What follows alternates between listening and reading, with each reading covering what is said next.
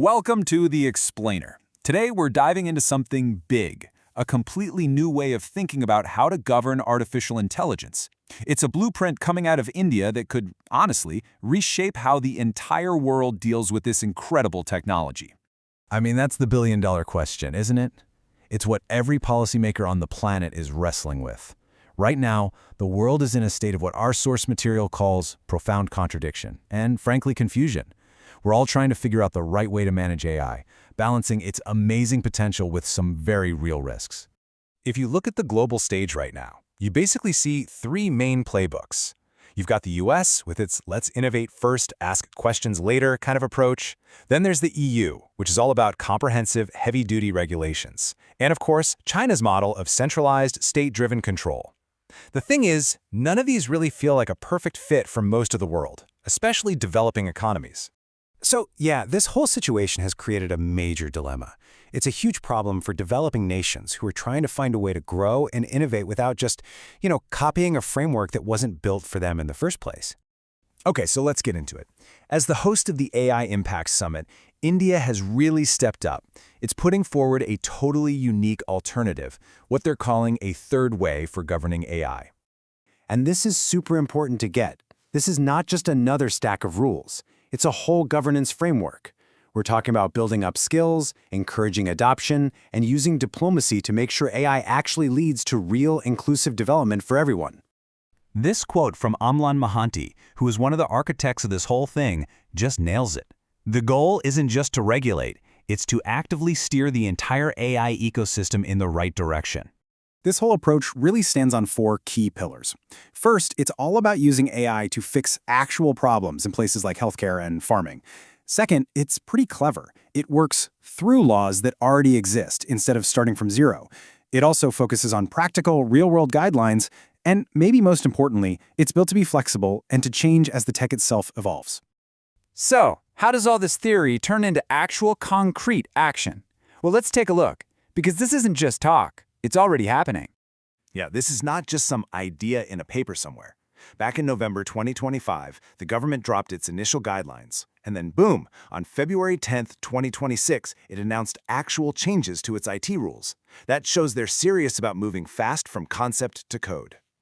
And as part of this new approach, the government is now saying that any information generated by AI has to be labeled as such.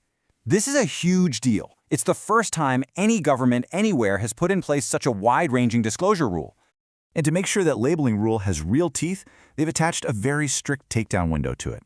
Platforms now have just 3 hours. That's it, 3 hours to take down harmful AI content once it's flagged. That's an unbelievably tight deadline, and it shows they are not messing around with enforcement. Now, the potential impact here goes way beyond just one country. This whole third way idea could become a blueprint for tons of other nations in the global south that are trying to find their own way forward with AI. Think about it. A lot of these countries are dealing with a really uneven playing field. AI investment is massively concentrated in just a handful of places, which makes everyone else dependent on foreign AI systems.